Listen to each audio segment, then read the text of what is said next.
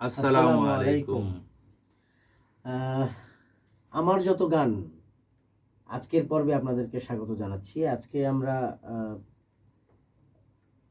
ব্যাপক জনপ্রিয় একটা নাতে রাসূল, এই নাতে রাসূল নিয়ে কথা বলবো। নাতে রাসূলের এই পেছনের ইতিহাস এবং নাতে রাসূল কোন সময়ে কোন অ্যালবামে এসছে এবং পরবর্তীতে কোথায় কোথায় পরিবেশন করা হয়েছে, আমাদের সম্ভাব্য যেগুলো মনে আছে আমরা আপনাদের সাথে শেয়ার করার চেষ্টা করব। আর আপনারাও কমেন্টসে আপনাদের অনুভূতিটা শেয়ার করবেন আমাদের সাথে।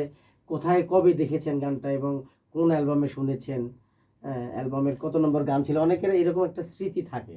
তো এইগুলো আপনারা কমেন্টসের মাধ্যমে লেখার চেষ্টা করুন। মাসুদ ভাই, তাহলে আজকে আমরা গানটা আগে গাই এবং গানটা গাওয়ার পরে এরপরে গানের পিছনের গল্প অথবা এই গান নিয়ে আমরা কি কি মানে ঘটনার সম্মুখীন হয়েছি সেগুলো একটু বলার চেষ্টা করব।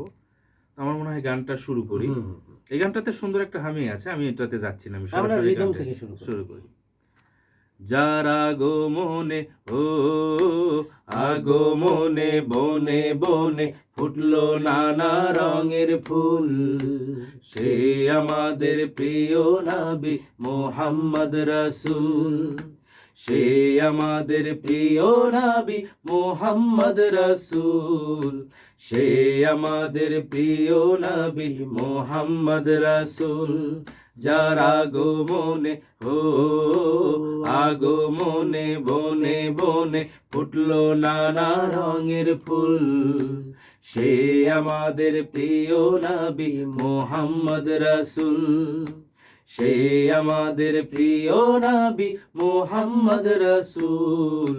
সে আমাদের প্রিয় নবী মুহাম্মদ রাসূল।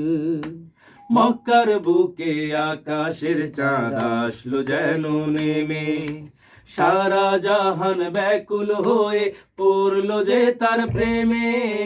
মক্কার বুকে আকাশের চাঁদ আসলো যেন নেমে, সারা জাহান ব্যাকুল হয়ে পড়লো যে তার প্রেমে। যার জীবনে ছিল না তো এতটুকু ভুল, সে আমাদের প্রিয় নবী মুহাম্মদ রাসূল। সে আমাদের প্রিয় নবী মুহাম্মদ রাসূল। সে আমাদের প্রিয় নবী মুহাম্মদ রাসূল।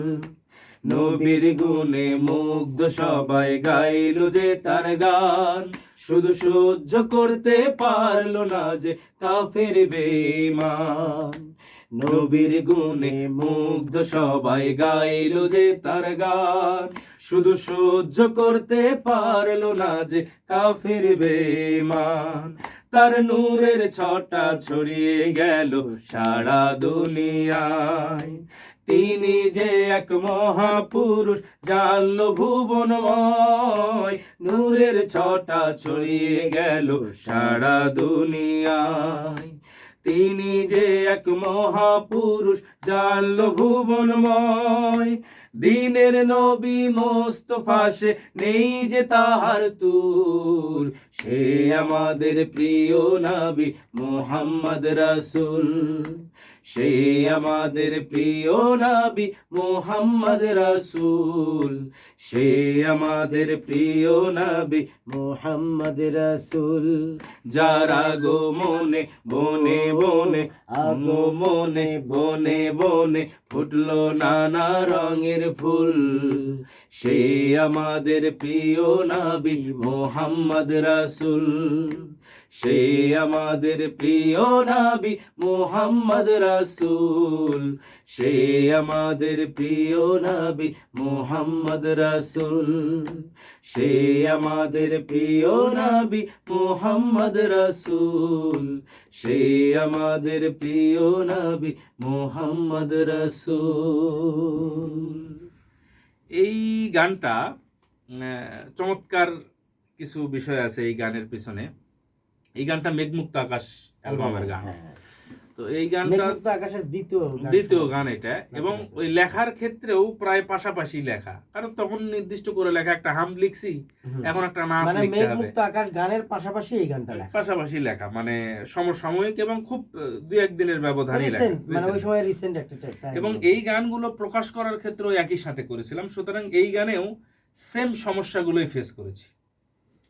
সমস্যার মধ্যে অন্যতম হচ্ছে গানগুলো প্রকাশ হওয়ার পরই কাছের লোকজন আর দূরের লোকজন যেই হোক কেউ গানটা ভালো বলেনি, এমনি যখন দেখাইছি আর কি।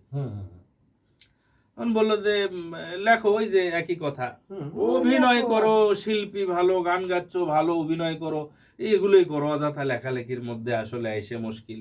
কেউ আবার বেশ হাসাহাসি, খুব কাছের লোকজন, একই গোষ্ঠীতে কাজ করি অথবা একই সাথে কাছের লোকজন একটু হাসাহাসি করলে কিন্তু খুব খারাপ লাগে, কষ্টও লাগে। তো যাই হোক, এর মধ্যে দুইটা মানুষের কথা না বললেই না, সেটা হচ্ছে যে আমাদের কারি এহতেশাম বিল্লাহ। আচ্ছা আচ্ছা, এহতেশাম ভাই তখন কি শিশু শিল্পী ছিল না? শিশু শিল্পী বলা চলে, ও তো শিশুর মতো আর কি, একটু বড়ই, ও সিনিয়র, কারণ ওই অ্যালবামের সময় তো আমরা শিশু শিল্পী। হ্যাঁ ও বড়, তখন তো এহতেশাম ভাই বড়, তো বড় মানে গান করা হয়। তো এহতেশাম বিল্লাহ এটা শোনার পরেই বলছে ভাই আসুন তো আমরা রিহার্সাল করবো। মানে ওর উদ্গ্রীব দেখলে কঠিন অবস্থা, ও পারলে মাশাআল্লাহ সুবহানাল্লাহ অস্থির করে ফেললো গান শুনেই, মানে উৎসাহের চরম পর্যায়ে। তখন আমি চিন্তা করলাম তার মানে একটা দর্শক হলেও ভাল লাগছে, তার মানে এটা হবে। আমি ওর উৎসাহে আরো বেশি মোটামুটি একটাই হলাম। এরপরে এই গানটা দেখলাম যে আমার খুব কাছের বন্ধু, একসাথে আমরা কালচারাল কাজ করেছি, এস এম রিপন ভাই, রিপন মনে করো যে রিপন হলো যে মাসুদ দারুণ হয়েছে। রিপন ভাইয়ের একটা ভালো হচ্ছে যে যেটা ভালো সেটা উৎসাহ দেওয়ার ব্যাপারে সে খুব, এবং যেটাই মাথার মধ্যে নেই খুব সিরিয়াসলি নেই। তো এইটা হওয়ার পরেই দেখলাম যে না গানটা, এরপরে আমাদের আরো যারা ছিলেন, শাহিন ভাইটাই যারা সবাই, নাজিম ভাই আরো লোকজন ছিলেন, সবাই মোটামুটি যে না এটা ঠিক আছে, দারুণ গান, গাওয়া হবে।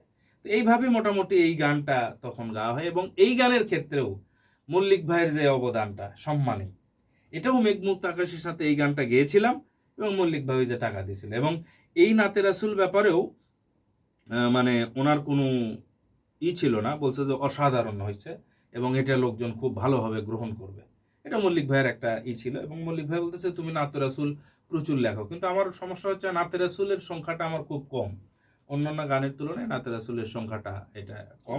মানে আপনি আমাকে একদিন বলছিলেন যে এটা নাতে রাসুল লেখা কিন্তু খুব কঠিন আমার কাছে। আল্লাহর প্রশংসা আমরা যেটা দিয়েই বুঝাই না কেন সেটাই কম হবে, আর রাসূল সাল্লাল্লাহু আলাইহি ওয়াসাল্লাম একজন ব্যক্তি, একে তো রাসূল, আবার তিনি তো আমাদের মতোই মানুষ ছিলেন। তো এখন সুতরাং কোনটা করতে গিয়ে আমার শিরকের পর্যায়ে যায় কিনা এটা একটা বিষয় থাকে। আমার জ্ঞানের পরিধি কম হওয়ার কারণে হতে পারে যে ধরো মানে নাতে রাসূল লিখতে গেলে আমার মনে হয় যে কোনটা আবার বেশি হয়ে যাচ্ছে, আবার কোনটা কম হয়, কি মানে এই যে মাপযোগ করে লিখতে হয়। অনেক আমাদের ক্ষেত্রে যেরকম যে আমি যেটাই বলবো আমার আল্লাহর জন্য বলবো, সুতরাং ওইটার একটা মানে যেটা যতই বলি না কেন কম হবে। কিন্তু রাসূল সাল্লাল্লাহু আলাইহি ওয়াসাল্লামের ক্ষেত্রে ব্যক্তি রাসূল, কিন্তু তার ক্ষেত্রে দেখা গেছে অতি আবেগ দেখাতে গেলে অনেক সময় দেখা যাবে শিরকের পর্যায়ে পড়ে যেতে। এবং এই গানের অ্যালবামের ক্ষেত্রে আমাদের শ্রদ্ধাভাজন মাহবুব মুকুল ভাই পরিচালক, তখন ওনার একটা বিষয় ছিল কি, গান উনি যেটাই করুক না কেন, অনেকে বলে ভাই এই গানটা তো আমরা অ্যালবাম করতে চাচ্ছি, উনি বললো টাকা পয়সার যে ব্যবস্থা সেটা আমি করবো, যাও। পুরো সাংগঠনিক লোক। হ্যাঁ। তো বিষয়টা হচ্ছে কি, উনি টাকা পয়সা যা লাগে করবো, তোমরা ক্যাসেট করে আসো, বিষয়টা এইরকম। এবং উনি টাকার অ্যারেঞ্জও করেছিলেন, যদিও আমরা অত্যন্ত কষ্ট করে বোধহয় বগুড়া থেকে এই গান রেকর্ড করার জন্য 4,000 টাকা নিয়ে আসছিলাম সাথে করে।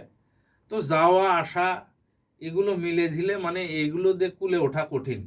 তখন 3,000 টাকা বোধহয় স্টুডিও বিল দিছিলাম, মানে এক শিফটে হাফ শিফটে করে ফেলতে হবে আর কি। 6,000 টাকা এক শিফট, হ্যাঁ সরি 4,000 টাকা ছিল, 2,000 টাকা হাফ শিফটে পুরো মানে পুরো অ্যালবামের গানই করে ফেললাম। তখনকার রেকর্ডের একটু বর্ণনা যদি দিতেন, তখনকার রেকর্ড আর এখনকার রেকর্ড হচ্ছে কি, এখন যেরকম মাঝখানে কাটাকাটি করতে পারো, তখন হচ্ছে কিছু যে ফিতারি, তো মানে শুরু থেকে শেষ পর্যন্ত একদম লাস্ট লাইনেও যদি ভুল হয় প্রথম থেকে আবার প্রথম থেকে গাইতে হয়। ওই যে ফিতার এই ঘটনার কারণে যেভাবে প্র্যাকটিস করা একদম হুবহু শুরু থেকে শেষ পর্যন্ত ওইরকম হতে হয়। আমার একটা সেটাও জটিলতা আছে, আমাদের সময় দেখছিলাম যে আমাদের কি জানি ভুল হয়েছিল, তো বারবার অনেক চেষ্টা করার পরে হচ্ছিল না। পরে লিয়াকত আলী ভাই, সম্ভবত লিয়াকত মনে হয়, উনি রেকর্ড নিচ্ছিলেন, উনি করলেন কি ফিতাটা বের করে এরকম করে কেটে ফেললেন।